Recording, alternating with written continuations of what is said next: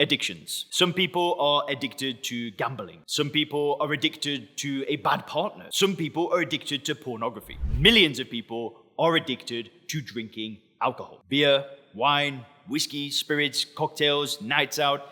You know how it goes. The thing is why? Why do we drink alcohol? Why do we poison ourselves with a drug that damages every single cell of our body? Why is this even happening? Well, that's exactly what we're going to unpack today. I'm going to unpack 5 reasons why you drink alcohol. Because if you know why you do it, then at least you're equipped to be able to deal with each of the reasons why you do it, and then hopefully you get to a place where you don't want to do it anymore. Because at the end of the day, it's doing nothing for you, right? The alcohol, it's costing you of your health, it's costing you of your relationships, it's robbing you of your energy, it's robbing you of your confidence, and it's really doing absolutely nothing for you. Now, just so you know, all of the reasons that I'm going to break down for you in this video are reasons why I actually drank. So I drank for almost 10 years. I've not drank now for just over 4 years. And since stopping drinking, I've actually built a company called soberclear.com where we work with business owners and professionals, helping them get control of their drinking. And we do it through something called first principles thinking, which is a reframing process. Now, if I was to boil it down to 5 of the most in-your-face reasons, it would be the 5 that I'm going to break down for you in this video. And the 5th one, please stick around till the 5th one, because if you don't address that, I don't know if you're ever going to solve this, right? I'm really going to go deep on that 5th one, so please do stick around until then, and let's get into it. So, the very first reason why you drink alcohol is because of your beliefs. Beliefs are everything. Beliefs are absolutely everything when it comes to drinking, because our beliefs are what make us act, right? We have beliefs that cause us to act a certain way. You know, if you've got a goal of, say, losing weight, if you believe that going to the gym and eating healthy is a good way for you to do that, you're probably going to do it, right? But at the same time, your belief around alcohol is causing you to act a certain way, which is drinking it, right? So you've got to think, what do I believe about alcohol? Well, you probably believe that it is a good thing. You probably believe that it's helping you. You probably believe that, it's a good way to relax. You've got these beliefs around alcohol. And I am telling you that 99.9% of the beliefs that you've got around alcohol are false. It doesn't relax you, it doesn't help you, it does nothing for you, and it just takes. It doesn't give you anything. And this is a difficult process for us to look at our beliefs and objectively almost go into like a third person and look at our beliefs and say,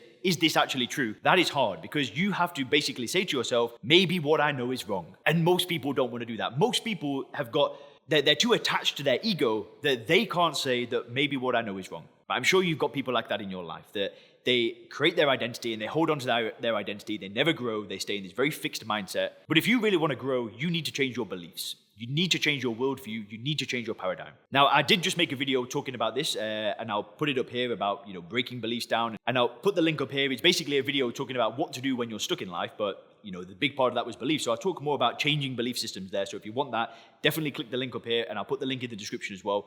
So check that video out. But that's the first thing, is beliefs. Now, the second reason why you drink alcohol, and why millions of people drink alcohol, I'm not calling you out specifically, right? But why so many of us drink alcohol is because the nature of alcohol is addictive. If you drink one drink, what happens is, number one, is your inhibitions get lowered, right? We know that happens. That's why people become boisterous. That's why people may start fights. That's why they do things like drink drive.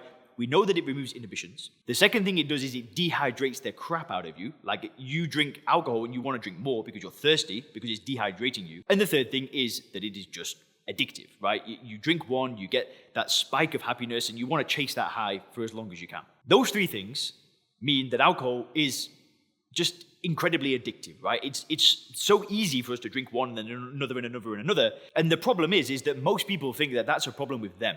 They look at their friends that only have 1 or 2 drinks and they go overboard, and they think, maybe there's something wrong with me. What they don't realize is that that's just the nature of alcohol. It's an addictive drug. Just because other people only have 1 or 2 and go home doesn't mean that you're broken or something like that, right? The reason why we drink is, number 1 is our beliefs, but number 2 is that alcohol is actually addictive. And I know that, listen, I'm going to be brutal, right?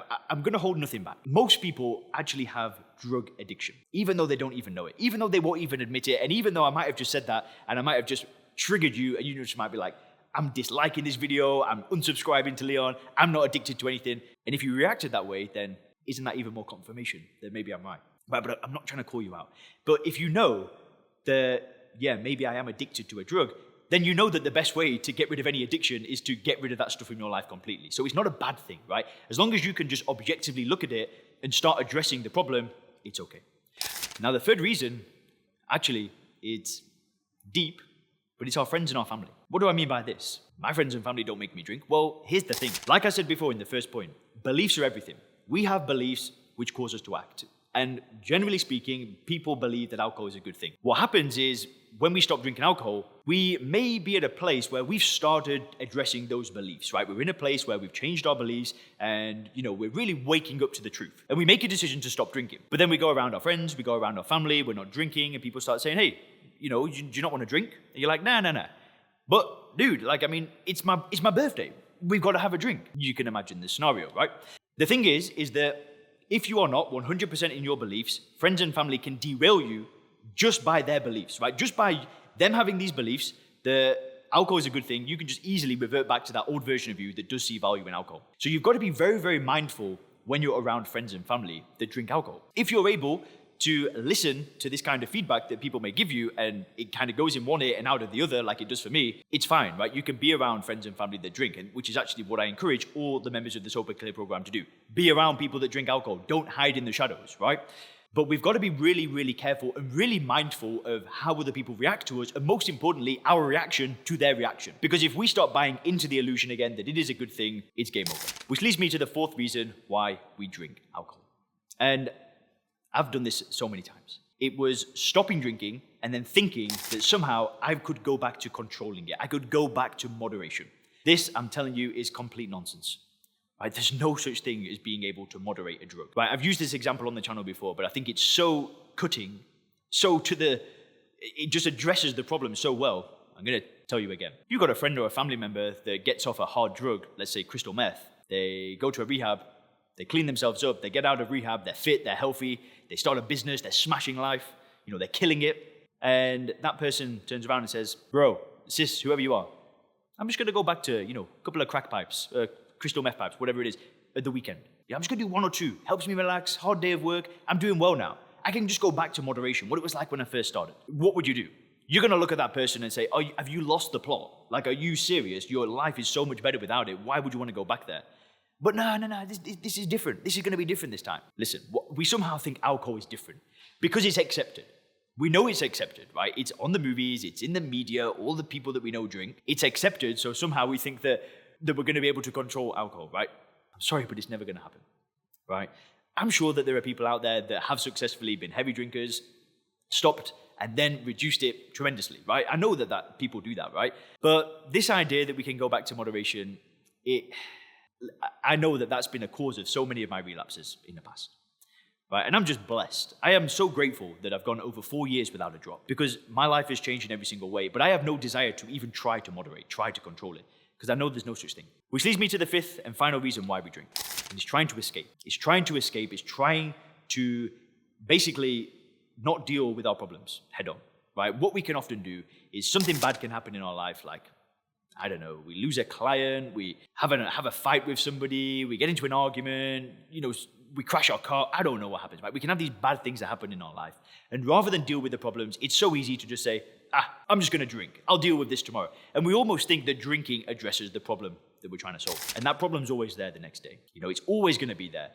But when you don't drink, you're better equipped to deal with problems. Problems will still be there, whether you drink or not. But wanting to escape is one of the biggest reasons why people drink. Now, if you actually want my help stopping drinking, then click the link in the description. You can book a call and we can see if working together in the Sober Clear program could be a good match. I usually work with business owners, professionals, investors, retired individuals, and help them get control of their drinking. So click the link down there. Have a great day.